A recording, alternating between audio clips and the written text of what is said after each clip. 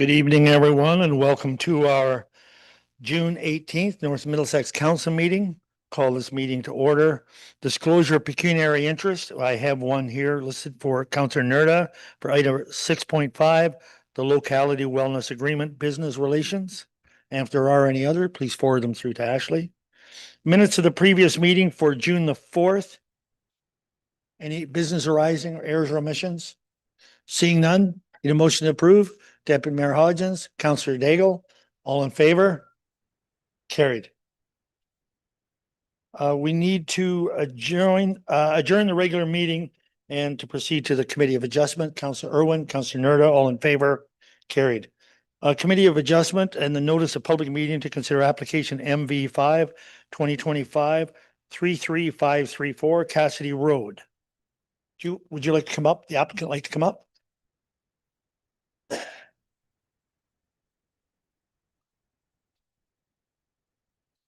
Go ahead, Ashley. Thank you, Chair Rob. So this minor variance, as noted, is for 33534 Cassidy Road, which is also known as County Road number 21. It's just located north of West Corner Drive and on the east side of Cassidy Road. And the lands are approximately 2.25 acres in size, and surrounding uses are predominantly agricultural in nature. The lands are designated as agricultural in the official plan, and they are zoned as agricultural small holding, otherwise known as a surplus farm dwelling zone. There's currently one single detached dwelling and one accessory structure, which is a drive shed on the property, and that's used for personal storage purposes. So this minor variance is required to permit for an increased height of an accessory structure. It will facilitate the relocation of the existing drive shed, which is used, as noted, for personal storage purposes, with an 800 square foot addition. The owner purchased this property this past winter and has indicated that the drive shed is in need of repair, particularly the foundation. Relocating the shed on a new foundation was determined the most cost-effective and efficient option. The existing shed was 6.58 meters as measured from grade to peak and is now proposed to be 7.8 meters, which equates to a difference of 1.22 meters or 4 feet. Agencies and property owners within 60 meters of the property were circulated in accordance with the requirements of the Planning Act.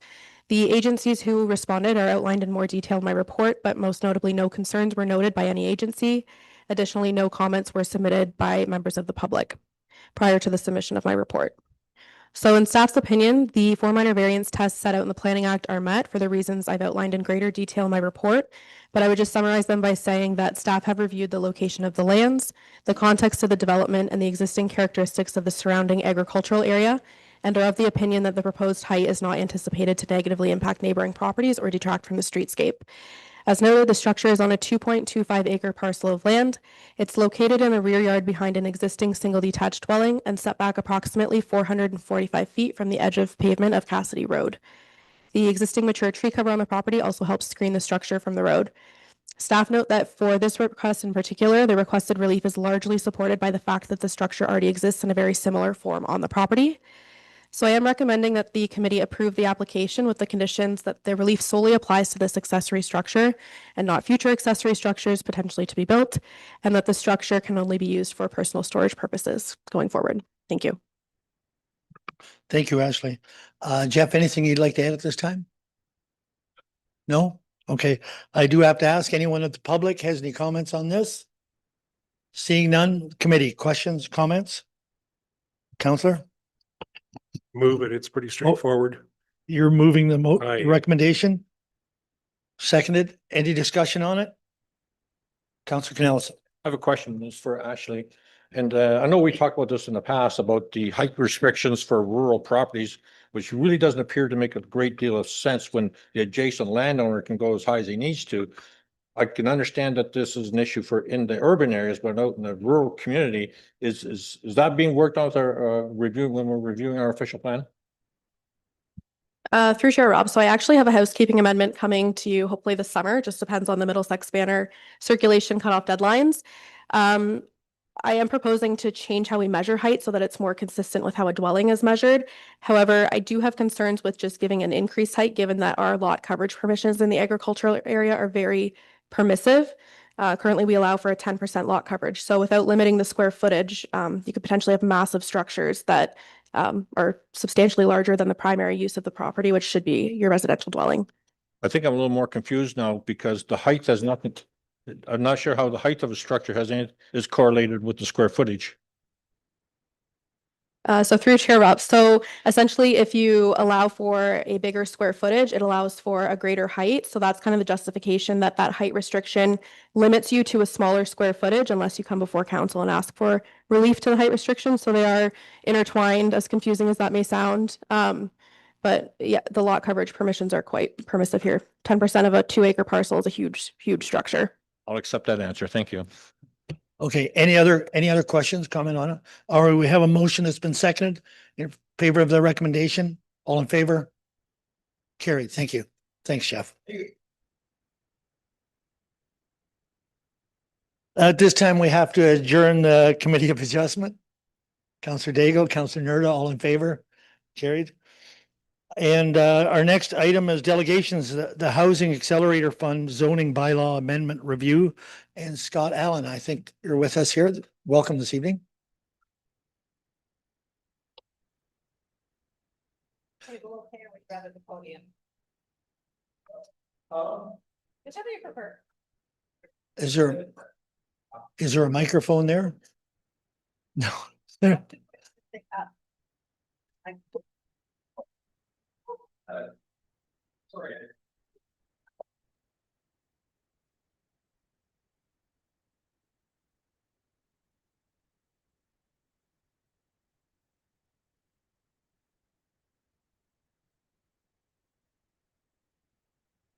Presentation, yes.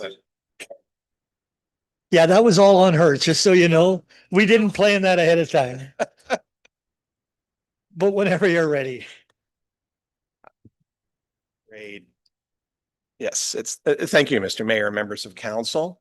My name is Scott Allen. I'm with MHBC Planning, and we have been retained by the County of Middlesex to prepare zoning bylaw amendments to help promote housing choice and efficient development within 4 municipalities, including Strathroy, Caradoc, Lucan, Badolph, Middlesex Center, and North Middlesex. The intent of these zoning amendments is to support municipal applications for the Federal Housing Accelerator Fund, or HAF program, which is administered by the CMHC and delivers funding for a variety of housing-related matters, including infrastructure funds. My presentation this evening is to be brief and is to provide an overview of the study framework and our progress to date. So please, since I don't think I have control over that. Yes, next slide, please. There, thank you. So as set out on this first slide, our scope of work focuses on 4 particular zoning related aspects of the HAF program, which have been selected to help streamline housing development. The first is to end exclusionary zoning practices that limit housing opportunities. The second is to reduce or eliminate parking standards. Third is to modify zoning restrictions and add flexibility to zoning regulations. And the fourth is design regulations and guidelines to assist additional residential units, or ARUs. Our work plan is also subdivided into 4 phases, also identified on this slide. The first is the jurisdictional review of best municipal practices to encourage housing initiatives. And in our case, we have evaluated more than 20 municipalities and their zoning bylaws to get a sense of their housing practices. And so from there, the second aspect of our assessment is to evaluate the regulatory frameworks of zoning bylaw amendments, for instance, and zoning bylaws, I should say, to determine what types of amendments are needed to advance our housing options. The third is to conduct more public engagement regarding the recommended amendments, and finally, implement suitable amendments to help broaden housing choice. So each project and phase will be briefly addressed in my presentation, but as highlighted, we are currently in the jurisdictional review phase, and we are nearing the completion of that phase. Next slide, please. Thank you. So the presentation is separated out into 5 elements, as noted on this slide, starting with Initiative 1, which I'll discuss briefly shortly. The following slides are also includes certain examples of options to consider to help enhance housing opportunities and housing options. But I just want to stress to council that these are simply representative examples at this time, and that further assessment will be needed, and including discussions with stakeholders, municipal staff, and ultimately council. Next slide, please.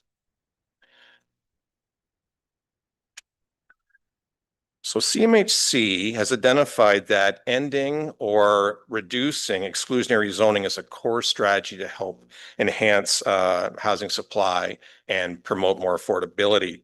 And I just want to advise council that exclusionary zoning in this context is probably best exemplified by low density residential zones that, for instance, only permit single detached dwellings. And the thinking there is that by removing exclusionary zoning practices, it provides an opportunity for a much broader variety of housing within traditional zones, recognizing that community character has to be considered as well. And as part of that, CMHC has identified a number of different initiatives which are kind of listed in that slide. But part of that is to promote the missing middle elements of the housing spectrum, which includes townhouses and fourplexes and a variety of other multi-unit housing developments. So we've noted in our research to date that in several municipalities comparable to North Middlesex, local zoning bylaws have been amended in recent years to consolidate residential zones to permit a wider range of housing within each of those zones. And also to allow a greater intensity and, well, through that, allow a greater intensity and a more compact design form. And these types of zoning refinements, I should mention, are generally targeted towards urban centers such as Park Hill and Elsie Craig, rather than your rural communities because of the additional servicing requirements for more intensive developments. Next slide, please. So as outlined on this slide, several zoning amendments are being evaluated in our study to help reduce exclusionary zoning in North Middlesex, including a number that are listed here. And I'll just briefly mention one of those is to expand housing permissions in residential zones, which I described previously. Also allowing cluster townhousing as a standard permission, perhaps in a new residential zone, and considering the removal of maximum gross floor area regulations for certain housing types. And again, these are initial thoughts. We have drafted a jurisdictional scan review report, which has been circulated to county staff just yesterday. And we'll have a variety of further discussions going forward before we evaluate and identify a series of particular zoning amendments that we'd like to bring forward for public review and ultimately council consideration. Next slide, please. The second HAF initiative involves assessing measures to help either reduce or eliminate parking standards as a way to help lower development costs and potentially increase residential densities. In our research, we identified a number of municipalities which are not serviced by transit, I should add, that have lowered parking requirements for certain housing types, such as apartments and multi-unit dwellings. For North Middlesex, we'd identified certain opportunities to reduce minimum parking standards as outlined on the slide, including reducing requirements for additional residential units and for affordable housing projects. These options and several others will be evaluated further as we move through our process. Next slide, please. So in keeping with the objective of reducing exclusionary zoning, CMHC is also seeking for municipalities to simplify zoning regulations as a way to increase housing supply and probably more importantly, to help streamline approvals. To address this objective, as set out here, options are being explored to modify zoning regulations to encourage a wider variety of housing types and greater densities.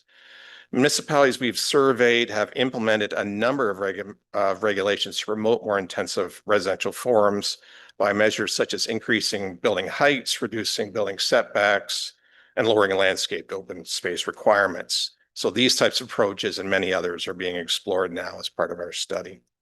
Next slide, please. So the final component of our work plan is an assessment of additional residential units or ARUs, and in particular the regulations associated with those. in an effort to bring North Middlesex into conformity with provincial guidelines and HAF requirements.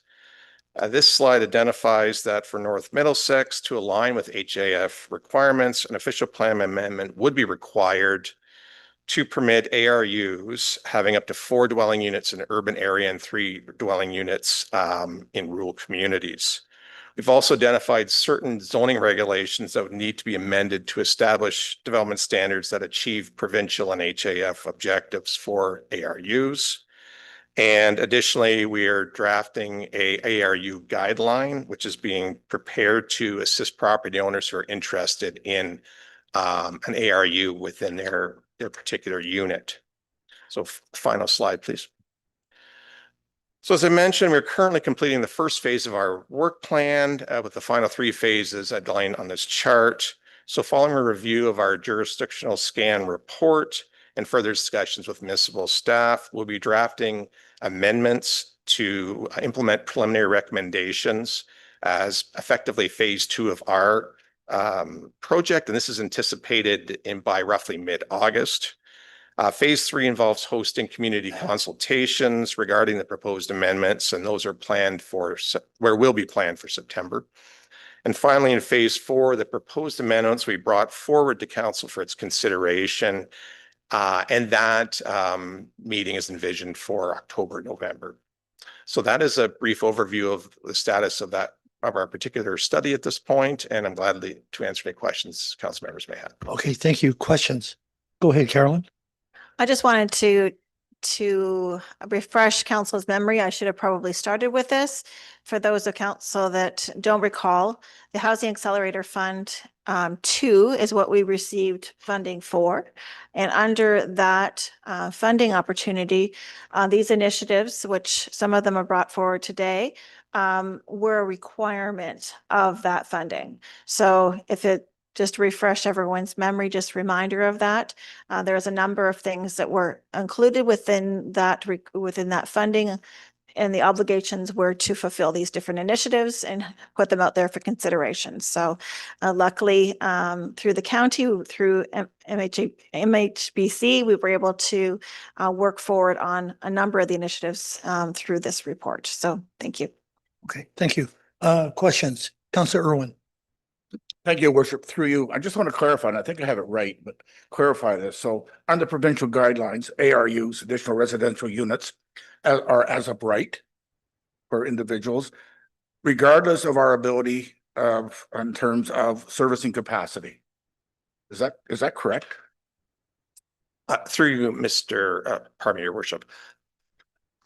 I am not 100% certain of that, Councillor. Certainly the Planning Act and regulations associated with that have identified requirements. But in terms of a property's ability to service an ARU, I can't speak to that specifically. My assumption is that that would be a prerequisite, because if you can't adequately service a development, typically doesn't proceed. But that's certainly something we can review. My expertise is not necessarily in ARUs. My colleague who's working on this project, she has focused much more on that aspect of it, but it's an excellent question that we'll seek clarification for. Go ahead, follow up. Abby can answer further to that. Yeah, through your worship. Okay. So municipalities, it is within their purview to ask applicants to demonstrate that they have adequate servicing. And we're also able to ask applicants to fill in information on a building permit application that would speak to servicing. And if the municipality identified that there wasn't adequate servicing in that area, it could be a matter of not issuing a building permit. So it is within our purview to ensure that adequate servicing is there for the ARUs that are permitted as of right. Okay, thank you. Councillor. That was my question.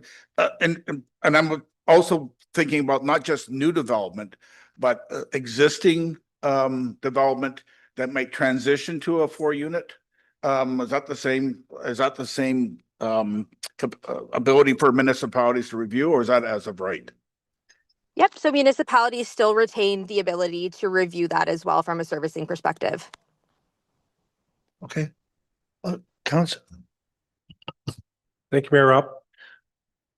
I have a concern here, and perhaps maybe you can clarify this. In section 4 under the ARU, it clearly indicates here that service settlement areas and 3 in prime agricultural and hamlet areas. Can I have you clarify that for me, just what that entails? Certainly, through you, Mr. Mayor.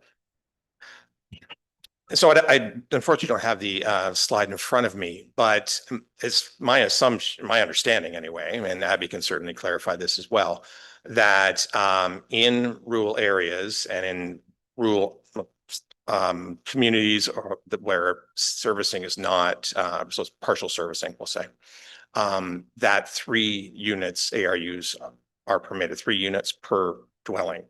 Whereas in a fully serviced community, it's 4 units per dwelling. And perhaps I'm missing your question, sir. My apologies. No, that's no problem. I guess that's why I'm seeking clarification, because as I'm reading this, to me, it would indicate that there could possibly be 3 developments on an agricultural property. So I guess what I'm getting at is with that, that is also that upsets the MDS calculations for any type of multi-generational or existing farmland in the area, or large or any operation, any farming operation, to welcome 3 residential units that close to an agricultural industry. Has there been any thought to that? If you like, I can have Abby could speak, I think, to that as well. Yes. And then somebody, I'll perhaps add a little Sure. color to the Okay, matter, yeah. Great, if you because don't I'd mind, love Mr. some Mayor. clarification on this. Yes. Okay. So we have certainly had inquiries to our office from a number of rural property owners asking exactly this type of question, and how is it implemented at the municipal level? And Abby can certainly provide more detail on that. Different municipalities are, coming up with particular regulations and policy structures, and that's partially what our responsibility is as well with this process, is to further evaluate in the rural setting if we're permitting 3 dwelling units within a farm cluster, how is that arranged? How is it serviced? How is it accessed? And in my experience with various proponents that have come forward, it's still relatively at its infancy, since the changes are relatively new, and a lot of municipalities are kind of weighing the various options. There's a tribunal hearing at this point, as I understand it, relating to this matter as well. So it's very much in something of a developing state. But the point is that the policies in place, regulations are in place, and it's a matter of working with the municipality to come up with a zoning structure that seems appropriate. But again, I would refer to or defer to Abby on this particular Okay. matter. Abby, you something to add to this? Yeah, thank you. So that change is actually grounded in the provincial planning statement that was brought into effect in October of last year. So it's a provincial requirement at this point. And I would just note that it takes a similar form to the units that are permitted as of right, in that one can take the form of a detached additional residential unit, and then there's also one permitted in the main dwelling, or both can be wholly contained or attached to the main dwelling. I would also note that this is a key topic that is being considered through the county official plan update currently. We've had lots of discussion with the Planning Advisory Committee on this topic, and that's to continue. We are actually bringing forward some draft policies to the Planning Advisory Committee on this topic next week. So anything that is decided upon in this regard would likely be duplicated in North Middlesex after the county official plan update. Okay, thank you, Abby. One follow-up? I do. So Abby, I have to ask you, Ontario Federation of Agriculture or NFU or CFFO, are they apprised of any of this, or have they been giving any feedback into this? Because this is quite upsetting to anyone that has an established farming operation. It just encroaches. It cripples them from any type of advancement in the future. Yep, thank you for your question. So we have been circulating the OFA and MFA members on all of our consultation and engagement opportunities at the county level. Sorry. And I believe some of their representatives did participate in a recent workshop with our consultation and engagement consultants. We are still waiting for the final report that is going to summarize all the feedback received through that workshop. However, they have been kept apprised, and I believe that they would have been made aware of this change through the issuance of the provincial decision on the provincial planning statement back last year. I would also add, I don't know if this could put your mind at ease a little bit, but we are looking at policies that would require them to adhere to minimum distance separation. And we're also proposing policies that would require them to not encroach any further than the existing dwelling, so as to not further any issues in that regard, if you know what I'm saying. But again, that's still all up in the air at this point because we haven't gotten to the point of bringing a draft official plan amendment to County Council. So all parties are being considered, I guess is what I'm getting at. That's correct, yes. Okay. Thank you, Abby. Councillor Cornelison. Thank you, Mayor Rob. I think my question is for Abby, although Scott, feel free to join in if you wish. And Abby, over the years, we've had a number of applications from landowners to sever off a small parcel of isolated land that they cannot utilize properly with their large farming equipment, perhaps 2, maybe hectare or hectare and a half, whatever. Is that now going to be possible for them to sever that off just to accommodate the additional residential units? Thank you for your question. So we currently have policy direction pertaining to this in the county OP currently, and it specifically states that the severance of an additional residential unit is prohibited or not permitted. So I would assume that similar policy direction, may be expanded upon, would be included in the county official plan update. Yeah, I have a follow-up question. So if there's an individual who currently owns a 2 hectare or a hectare size property in agricultural area, how many additional residential units can they put on that hectare lot? So they are permitted to have 2 additional residential units, but only one can be detached. Only one can be detached. That's correct, yes. So the other 2 have to sit back and be adjoined? So the other additional residential unit would have to be either within or attached to the existing primary dwelling. It can't be a separate structure. That's correct. So one can be in an accessory structure, but the other one would have to be wholly contained or attached to the primary dwelling. So getting back to Councillor Keel's question then, if you have the 3 additional ARUs on farm property, are they all going to be attached to the main dwelling? No, so one could be permitted in an accessory structure that's detached. And then one would be permitted in or attached to the primary dwelling on the lot. Okay, thanks. Yes. Okay. Other questions? Comments? No other questions at this time?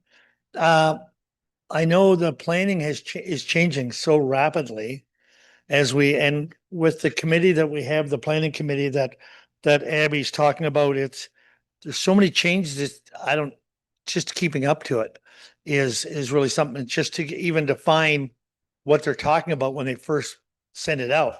It's, for me as a non-planning person, it's a lot to grasp. And so it's been a good process, but it is a tough process to figure out as we go. And so I'm not sure I have a specific question for you. The ARUs is going to be an interesting debate in rural Ontario as to what happens there. I think no matter what. And do we know the guidelines of what has to be built, what the building codes are for an ARU? Like, do we know that at this point? So thank you for your question. I think, like, obviously building codes are subject to change. But right now, ARUs would fall within the purview of what exists under the building code. And certainly I'm not an expert on the building code, but yeah, that's the best information I have in that regard. Thank you. Okay. All right, thanks. Any other questions for Mr. Allen? No other questions? It's going to be an interesting process, isn't it? It is, your worship, and I'd like to thank Abby for helping me through that particular question and answer period. And to your point, your worship, it's probably the biggest challenge I have professionally right now is that the rules and our guidelines and our direction continually change. And so as we have clients coming forward asking for advice and not really knowing the landscape and the playing field anymore, so to speak. And then, yes, the technicalities of things like ARUs and how they all function. Those are even a separate item from just the overall, what are we Yes. permitted? Where's the direction? What's the expectation from municipalities, from developers? It's a challenging time for sure. Yeah, I did have one person already asked me, can we put in those sheds and make them livable? You know, like the sheds that people make, can we make 4 ARUs out of that? And I said, I don't know. I think I can't answer that one way or the other. So, and I know that's only one part of it, but I think the fact that the impact to the ARUs in rural Ontario is going to have quite an impact. So, That's entirely possible. yeah. Your worship. And to the further to the previous discussion, when this was first presented by the province prior to the latest PPS, so the previous kind of circulation of this as a consideration, the ARUs in the rural areas, there was quite a bit of opposition from certain agricultural organizations. And so I think that's part of why, as Abby described, there's an effort to try to ensure that if we are going to have additional residential units within an agricultural property, it's within a cluster of the development, doesn't impact on MDS requirements. And the challenge and I just following up on what I previously said, challenge for us as working with clients who ask about these questions is they're envisioning, to another counselor's point, the idea of being able to sever off a little piece of property that isn't really viable farmland. And that's not necessarily the direction of the ARU, which is again partly from the agriculture community's direction as well. So all very complicated, but we will persevere as much as we can. All right. Thank you. Thank you. If there's no other questions from council, I will thank you for your time, sir. Thanks for coming tonight. Pleasure. Thank you. All right. Thank you. Thanks. Next, we have another delegation, and that's Aqua coming for the first quarter. How are you, Rob? I'm very well, thank you. I think they're moving the podium on you, so you can't. Yeah, that- that's fine.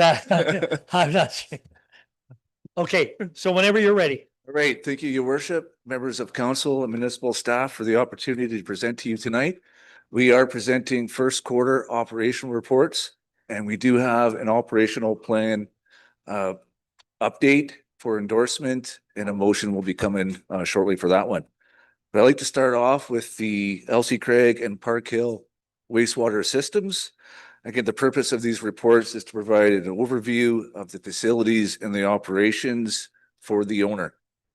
Victoria Street Sewage Pumping Station, we had to replace a 20 horsepower pump that failed with a 15 horsepower pump that we had in stock. We also replaced the 8-inch check valve assembly. So that's the parts inside this check valve, not the whole body of the check valve. And with the assistance of electricians, we replaced both the transducer and the Meltronics. Those two parts work together to give us a wet well level. And we also replaced fuses, relays, and we installed a new float system for alarm redundancy. The Station Street Sewage Pumping Station, we replaced a faulty 2 horsepower pump. We had to buy that one brand new. And we had to replace or temporarily repair a existing pump guide bracket for that pump. And then we eventually had a new one fabricated for us, and we replaced fuses, relays, and contactors. Under capital projects, Elsie Craig Energy Optimization Project, working with our Aqua specialists, We are looking at installing variable frequency drives on the HVAC system and a heat pump, and this is all due to the fact we're trying to reduce our hydro costs or hydro consumption at the LC Craig wastewater treatment facility. LC Craig collection system infiltration and inflow study, that's proceeding as is. We got smoke testing here in the month of June. And with the Park Hill Lagoon biosolid removal project for 2025, the north cell is ready to go. So we're hoping to have that work started in the month of August. Any questions regarding the wastewater system? Questions for from first council? quarter? Not at this point. Carry out. Okay, so with the water system, we have performed a total of 199 locates so far for the first quarter, 2 water main repairs and 7 water service repairs. Nothing jumps out as you know, high numbers or low numbers. We're pretty much on average and on par for what we expect to have for the end of the year. We had 3 final water main connections, 2 being for the Queen Street water main project, 1 for McGillivray Drive, lowering the water main under creek crossing. And then my big one here that I have is staff was able to maintain distribution pressure during a scheduled 20-hour Lake Huron primary water treatment plant shutdown. That was March 11th. That actually went 30 hours. And one of the biggest takeaways that we had is the LC Craig Water Tower is our new resource instead of now the Arva Reservoir that we used to do historically to bring tankers to fill up there and then truck to, say, the Mount Carmel Reservoir, which we did on this particular shutdown. So when you're looking at distance, the way that you compensate that is having more trucks. With having the LC Craig Water Tower, we still had to have trucks, but not as many. And it was still a big invoice. But that LC Craig Water Tower did prove very well for these type of shutdowns that we continue to have for 2025. Staff continue to work through both the first quarter for our water loss program, which includes the recent installation of data loggers on all our boundary meters. And I put this highlight in here because this is something that we review now on a weekly basis, and we get to understand our minimum nighttime flows. So anything that we see as a jump, it signals us to go out and start looking at the distribution system to try to find that leak that we suspect that we have. So it's a great investment, and it's something that has been working well for us. We have them on our boundary meters, LC Craig, Park Hill Reservoir, and the West Williams Booster Station. Capital projects, LC Craig Queen Street water main project. I see that they got asphalt being laid here this week. So what that means for me is that whether it be next week or the week after at most, we can now start to do our deficiency walkthrough, make sure that those distribution valves are accessible, that they're not paved over or shifted valve boxes and things like that. So we'll have a deficiency list for them when we go and perform that work. Drinking water quality management system update. We also conduct management reviews and system procedures and generate action items as needed. And our last one was reviewed on April 7th. So I have nothing to update, especially when it comes to our third-party audit that we have on our drinking water quality management system. Any questions on the water system for the first quarter? Councillor Irwin.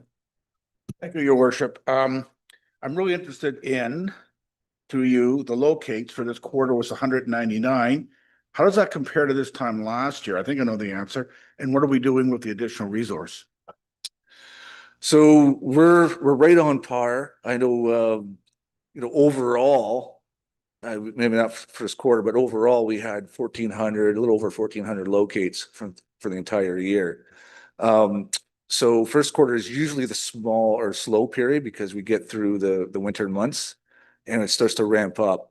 So I'm going to say we're right on par. We're probably close to that number, that 200, 300, maybe at most for first quarter, same time last year.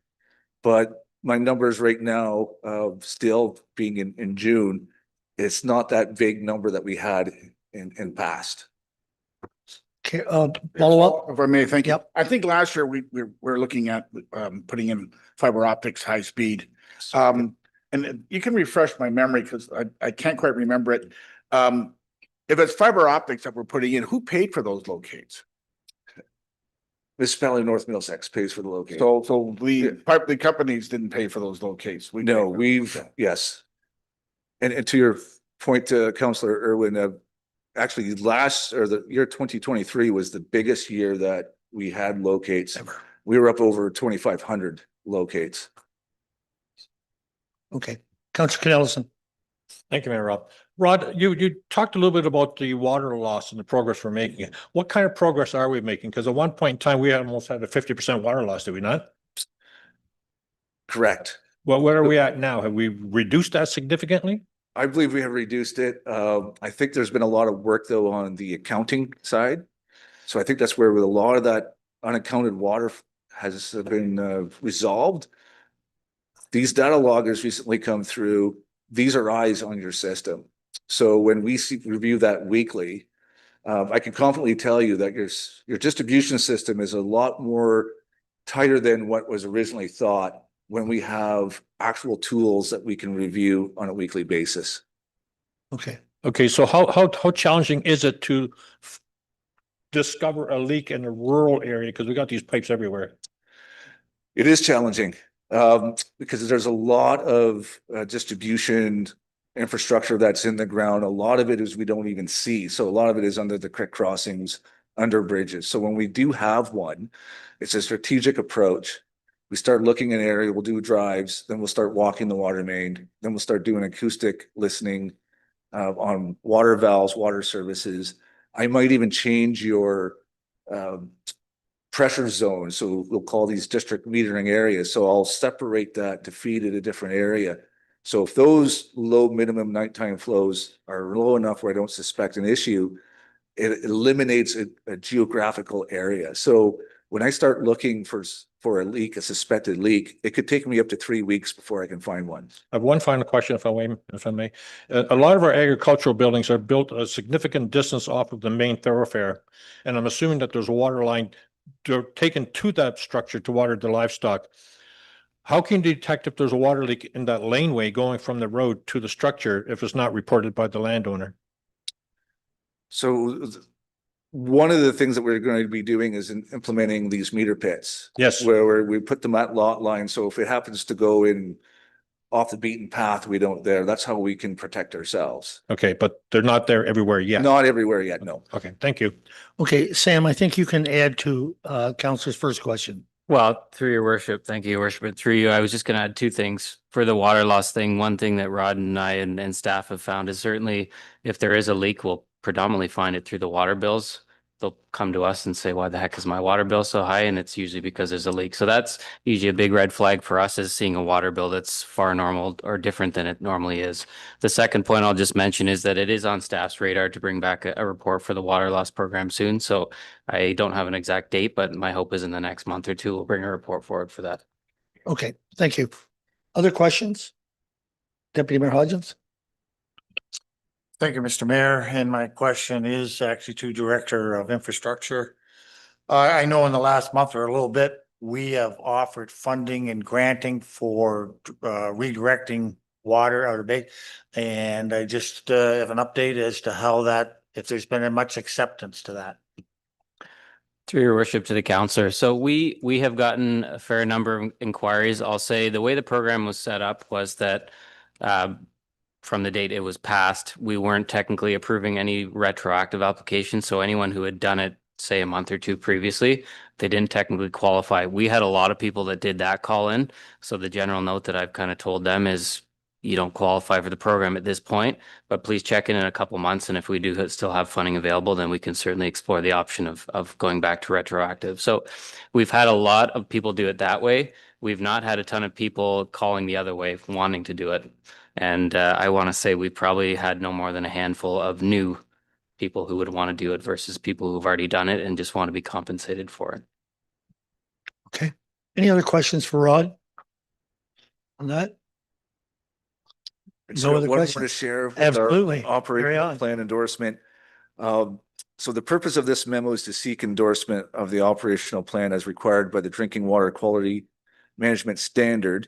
In April of 2024, Aqua revised the quality and environmental management system policy to reflect our new mission statement. And I just wanted to share that mission statement with you because it's something that myself and our Aqua team here at North Middlesex and how we approach our daily operations and how we approach when we come into work every single day.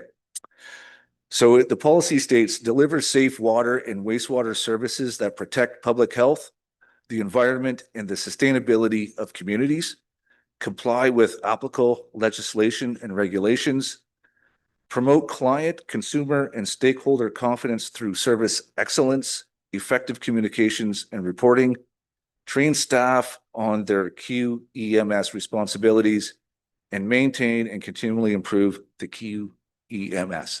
So I just wanted to share that with you because that's something that we strive to do every day when we come into work. All right, thank you. Any other questions for Rod here? Seeing none, All right, thank you so much. thank you. Thanks.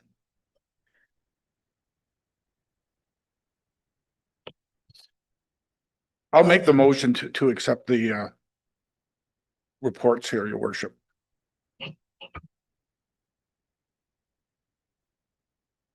Yeah. We don't need a motion. for Oh, it delegation. says recommended motion here. Yeah, no, this is on department reports.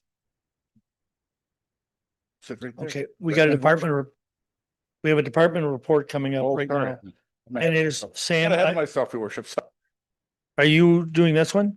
On the 2025 first quarter water and wastewater system? Yeah, thank you, Your Worship. Okay. And through you, I certainly won't reiterate everything that Rod just mentioned. I'll just add a couple things, couple that Rod didn't mention and a couple to his own benefit. With what we've been experiencing this year, and Rod doesn't give himself enough credit, we have, in addition to just the one shutdown he's mentioned, we have had a lot of unplanned shutdowns this year that has been occupying a lot of staff's time and resources. So I'll just add to that benefit, in addition to what Rod noted, it's not just that 30-hour one, it's a lot of them, and we certainly appreciate that. The other couple things I'll note here, the design for the Mount Carmel Reservoir, it is approved, it's underway. That is supposed to be done around September, October, so that is underway, and the funding application for that did just get submitted. And then I'll just note as well that our 2025 water meter replacement program, is currently up on bid and go, and it closes in the next week or so here. So certainly hoping we get good results. That's another program that's going to get off the ground in the next month, pending, of course, council approval and endorsement in July. So just a couple extra things I wanted to add in addition to what Rod said.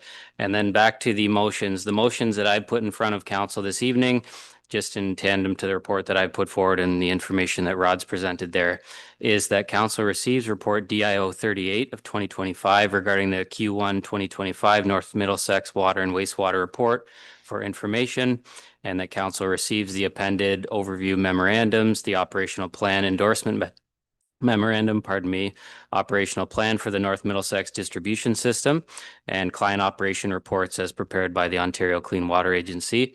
And finally, that council endorses the appended operational plan as required by the Drinking Water Quality Management Standards, DWQMS, Element 3. Is there any questions for Sam on this? No other questions? Now we're looking for a motion. Thank you. I'll move the following. Okay, thank you. Moved by Councilor Irwin, seconded by Councilor Daigle. All in favor? Carried. Thank you. Thanks, Sam. Our next report, 6.2, is report from Infrastructure and Operations, Park Hill Stormwater Management Master Plan. Are you doing that one, Faisal? Yes. All right. Thank you, Your Worship.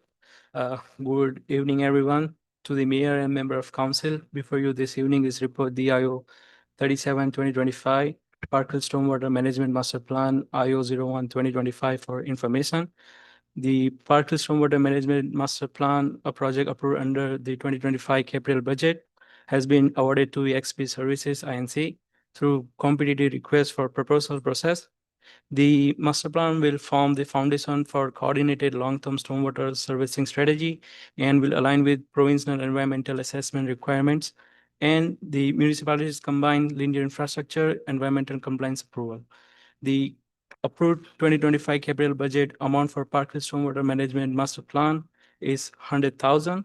The quote from EXP Services Inc., including the HST, is 58,251.50, which is well within the available project budget. Recommendation in front of council this evenings are as follows: that council receives report DIO 37/2025 regarding the Park Hill Stormwater Management Master Plan for information, that council directs staff to proceed with awarding the project to EXP Services. Happy to answer questions if anyone has any. Thank you, Faisal. Questions from council on this report? Counselor Daigle? Thank you. I'm just looking at the two here in the weighted summary, 58,000 and 122,000. They both bid on the same thing. It's just It's a big gap. a very large gap, and Yeah. I don't want us to get caught down the road. Oh, that wasn't in it, that type of thing. Yeah, so go ahead, Sam. Thank you, Your Worship, and through you to the councillor. I'll just add, the way that Faisal and myself set up this RFP was that certainly we left it to the proponents to recommend to us whether they felt we needed a master plan or not.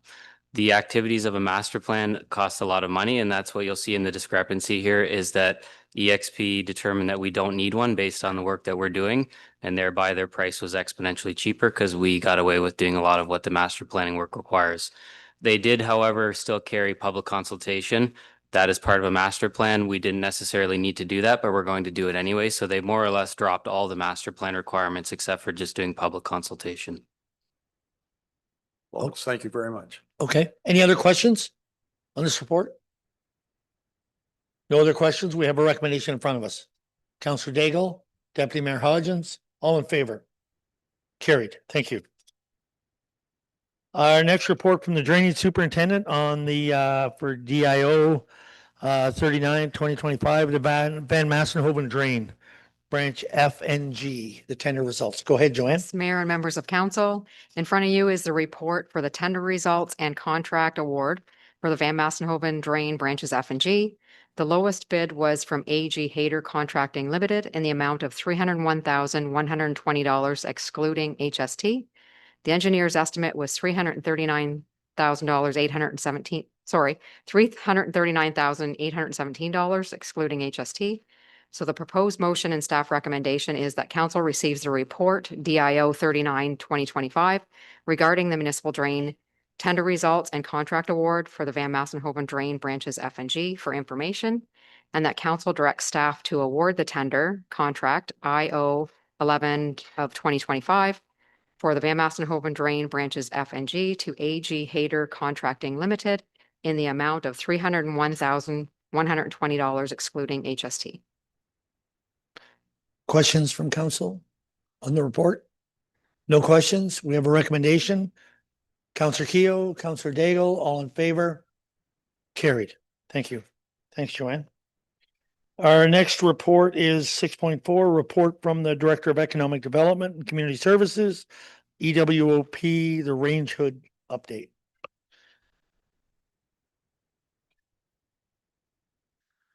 So Mayor Ott, members of council, the report in front of you outlines the East Williams Optimist Pavilion's range hood in their cooking apparatus there. We received a notice from our fire prevention officer in very early winter this year that hood was deficient. Staff spent significant time trying to find a modest solution in terms of cost for this project. After a lot of deliberation with both the optimists and the fire prevention officer, we have found a solution. The solution would be to procure a range hood and updraft fan for that pavilion in order for them to keep their operation going. The cost of the project will be about $12,000, and that includes the East Williams Optimist taking on the work. The East Williams Optimists do have somebody in fire prevention services in their club who is confident that they're able to do this work to spec and to code. The fire prevention officer has looked over this. He is happy with this plan. So the decision before council tonight is whether they would like to spend $12,000 to replace this hood. The alternative to that would be that the optimists are not able to use the current equipment there and would have to find a different solution altogether in order to cook. The funds do line up with our community vibrancy fund, which is why staff have suggested to use the vibrancy fund to cover this. But aside from that, if there's any questions on the report, the staff recommendation is that we proceed using vibrancy fund to cover this project so they can continue their operations. Okay, thanks. Brandon, questions on this? No questions on it? I just have one, and that includes the electrical and doing all that electrical work, because I know they have electrical has to be moved as well. So to the mayor, yes, the electrical is a very minor aspect. It's moving of one outlet, so, but it is included in that price, yes. Okay, thank you. No other questions? We have a recommendation. Councilor Keough, are you moving the recommendation? Okay, is there a seconder? Deputy Mayor Hodgins. Any discussion on it? All in favor? Carried. Thank you. Our next is Director of Economic Development and Community Services, and that is on the locality wellness agreement. And I think we have a declare conflict on this.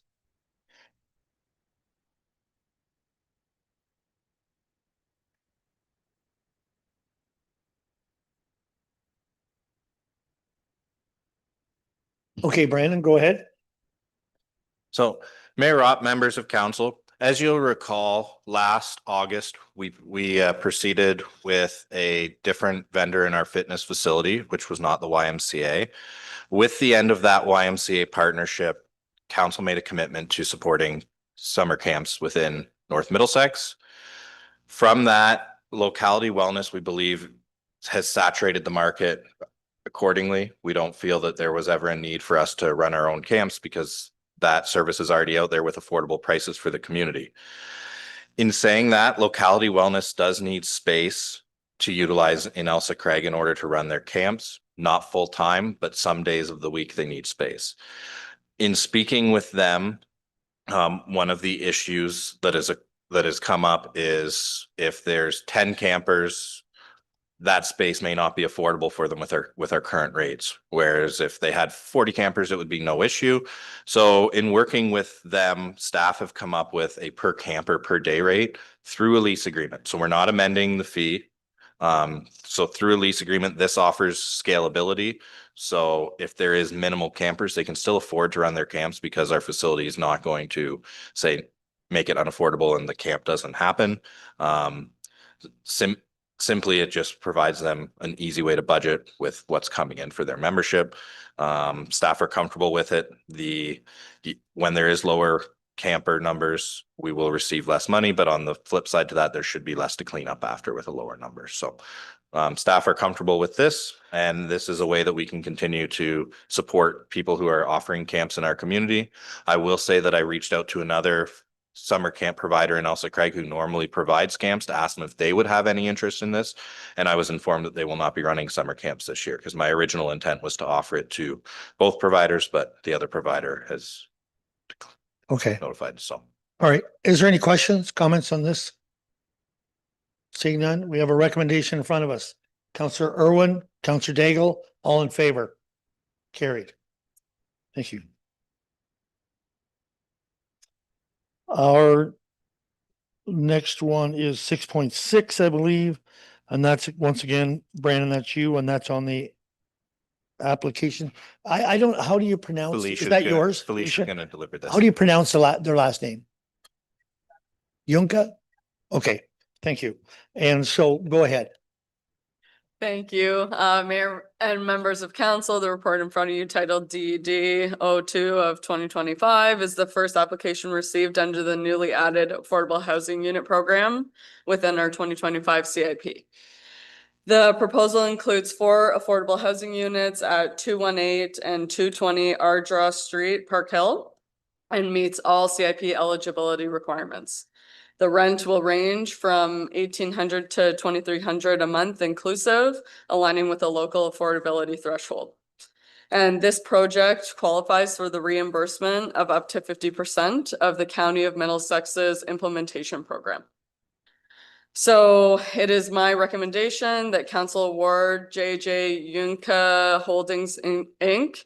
Located at 218 and 220 Ardross Street with $20,000 upon the completion of their proposed affordable rental unit project as per the municipality's community improvement plan. All right, any questions? Councilor Canellison. Yes, I'm looking at the medium income. How did we come up to that conclusion? Where did that information come from?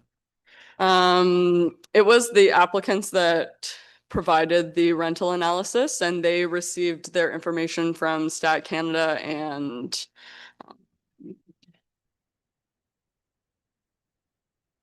I don't know if they received it from anywhere other than Stat Canada. Well, the reason I ask is because I think in the presentation we received when this project was first proposed, there was some indication that it might be available for seniors seniors who are alone and surviving spouses, and I'm not seeing that income identified here. That's why I ask.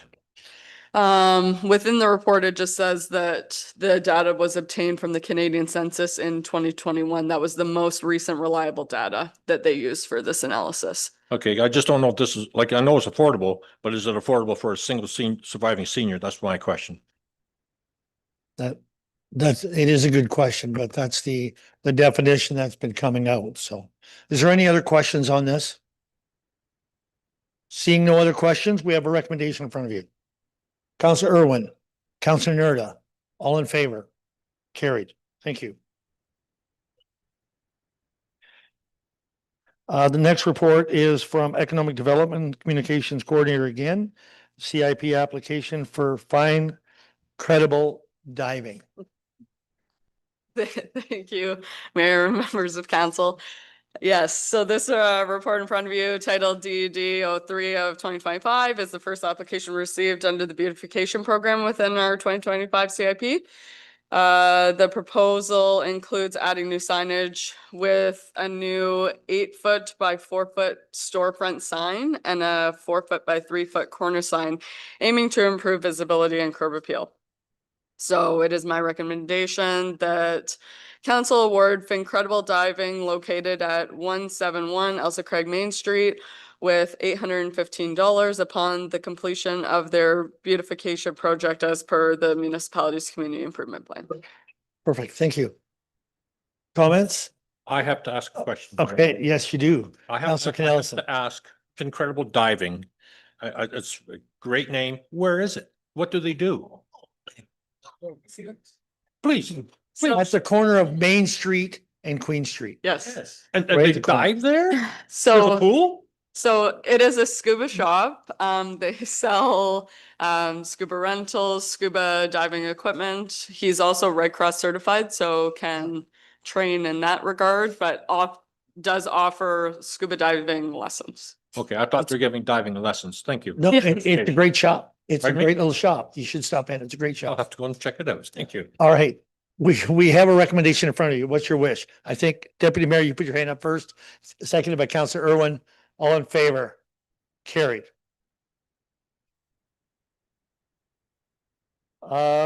First, committee reports. First one's Lake Huron Primary. Nothing.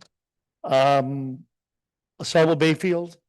Well, I have great, lots of information from Salvo Bayfield. On Saturday, I attended the land dedication at what is it, 35008 Lurie Road. A local family donated 50 acres of wildlife preserve to the Salvo Bayfield Conservation Authority, and it was well attended, so I was able to thank them for their donation. Perhaps of greater interest is a presentation that was made to the board a couple of weeks ago, and I had to ask to make sure that it was appropriate for me to share because I couldn't recall if it was done in camera or not, but apparently it wasn't. And that is that the Scouts Canada is looking to divest themselves of the 2 properties that they have, one Adawana, I think it is called, over by Port Franks, and Camp Sylvan. Interestingly enough, in the Camp Sylvan property, there was a clause when it was donated to the Scouts Canada, that if the Scouts no longer needed it, that it would then have to be transferred over to the Conservation Authority.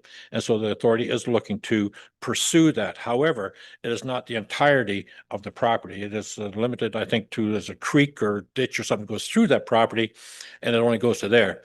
But the Conservation Authority is interested in all of the properties, so they're looking to acquire it all. I did mention to them, as the mayor pointed out in our previous discussion, that the sale of the farmland here in Park Hill was a very sensitive time for a number of people here in our community. And those dollars are sitting as an investment that cannot be used for anything other than acquiring land.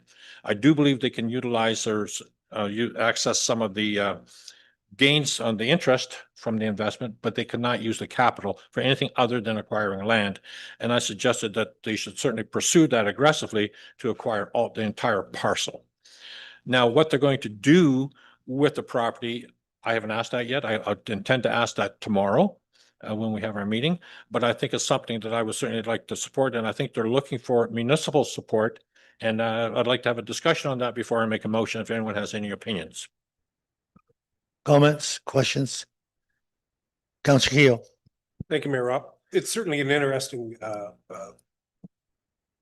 deal. I guess the only question I have is, but you will not know until tomorrow, just what their business model is going to be of it. I am certainly an advocate and a promoter for that going back to the Conservation Authority. But more for just general interest, is it going to be similar to a provincial park? However, it would be a camp, it won't be a provincial park, but it would be a camp facility or tenting or hiking or that kind of thing. But I know Councillor Cornelison will certainly answer pertinent questions and bring that back to us. And I'd be more than happy to do so. I anticipate that they'll look at it very similar to what they do with Rock Glen. Interestingly enough, I think Rock Glen has something like 445,000 visitors last year alone, and it's increasing every year, which is significant, you know. The people still continue to go to our Mystery Falls. I did ask that they put in a porta potty and the garbage collection system, because I noticed it was there and they have returned them. So I do anticipate that that's what their plan is. I know the cabooses are still there. I don't know what else is there, but there are trails through the bush, but what's all there, I don't know. Deputy Mayor Hodgins. Okay, thank you, Mr. Mayor. I was just curious now. I remember when I was a member of the Oxbow Bayfield Board, we did take a tour through that place now on a bus tour. I do believe, I'll call them the chuck wagons. I think there was this caboose there too. And I'm curious as to what they are going to do with them. Are they going to sell them off? I was kind of curious of maybe getting one for a residence in the back of the bush. I think we have a discussion on bush stuff later. However, I do believe that Cassie, there's a new employee since you've been there. Her name is Cassie. I can't recall her last name, who's taken on the education component of the conservation's programming. And she does an incredible job. She's very active and very energized, and I can see her utilizing that location extensively for school age kids, for her programming. I would say that I know the Scouts used it as early as 2 weeks ago. On the weekend, they did have a scout camp there as well, but there was no chuck wagons, I don't think. Councillor Daigle.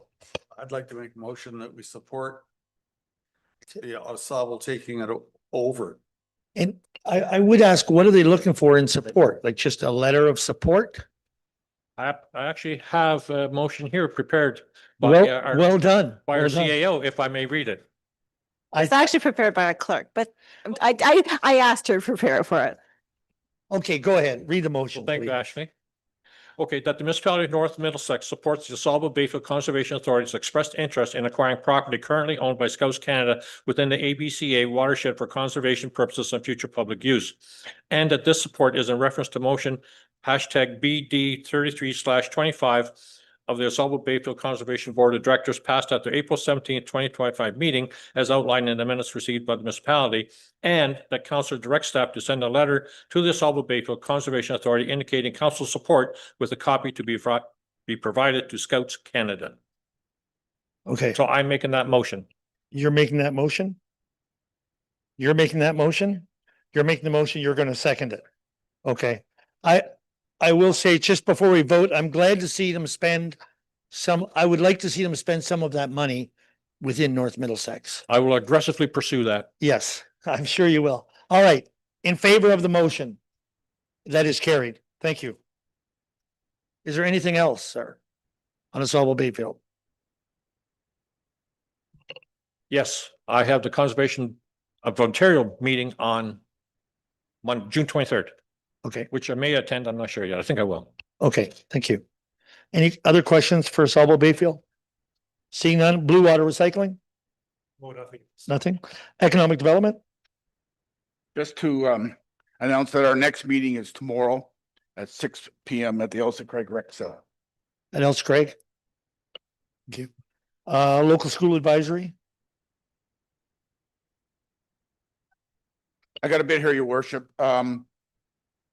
We met today. I had two staff with me, Brandon and Felicia, with our MPP, Steve Pinsonneau, to talk about the PricewaterhouseCoopers report.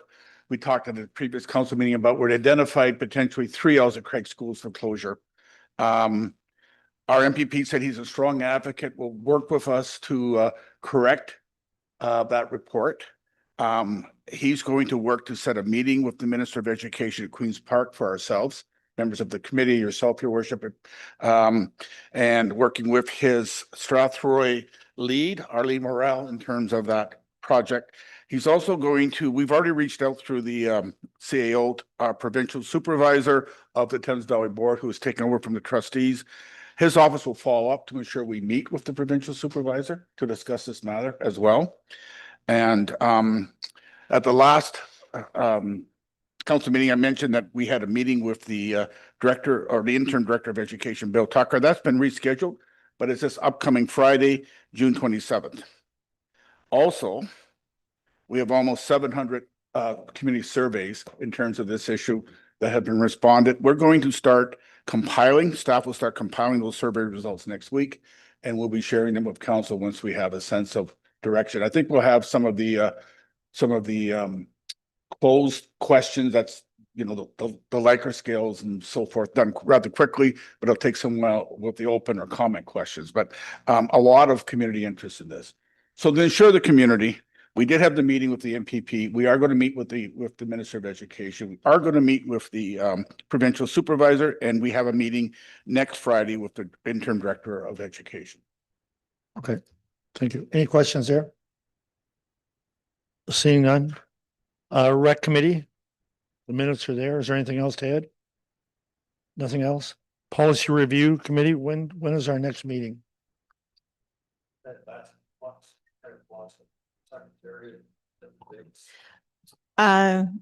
Your worship, I believe it has been pre-scheduled for the 16th of July.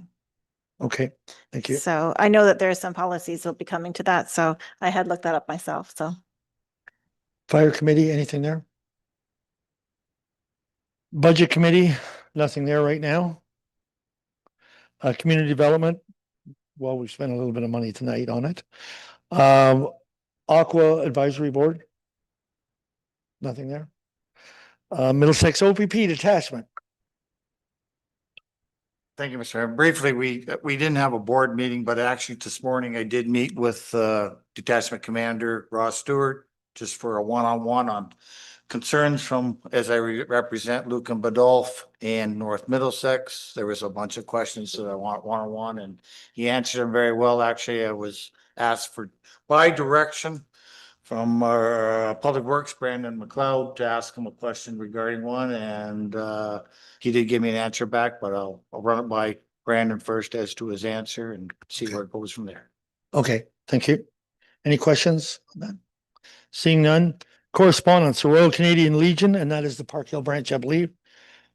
Sponsorship opportunity.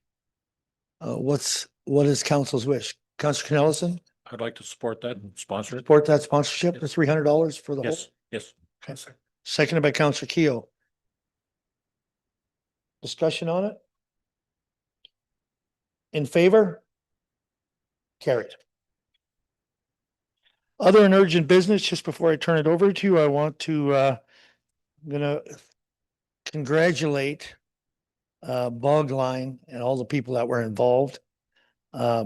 I think we all could have done that, but I took your thunder away, Councillor Irwin. What a great job they did for the first year. The turnout for it was impressive.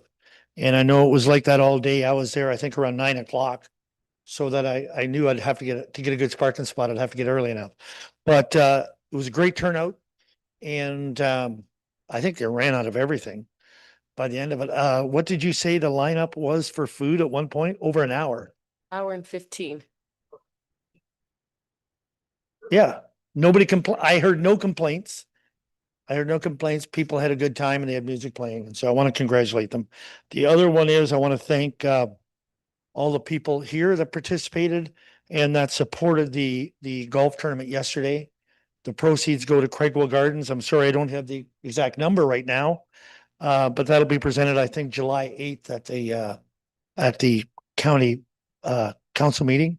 But I want to thank everyone. It was a good, we had the golf tournament was sold out. They were going no more. So it was over 140 golfers. So I want to thank everyone for being a part of that. Everyone else. Councillor Irwin, other business. I'm just going to add to your first announcement, even though you did steal my thunder. Talking to the organizers, they estimated 10,000 in attendance. And there will be an announcement made in sometime in July, a substantial donation to 5 local school groups. They're working on the actual numbers, but I had a preliminary number, and I'm hesitant to say it because they're doing the final count, but it will be a very substantial donation, each of the 5 schools. And I think that's wonderful, given everything that's happening with local education right now. Yeah. Great. Councillor Keogh, you had?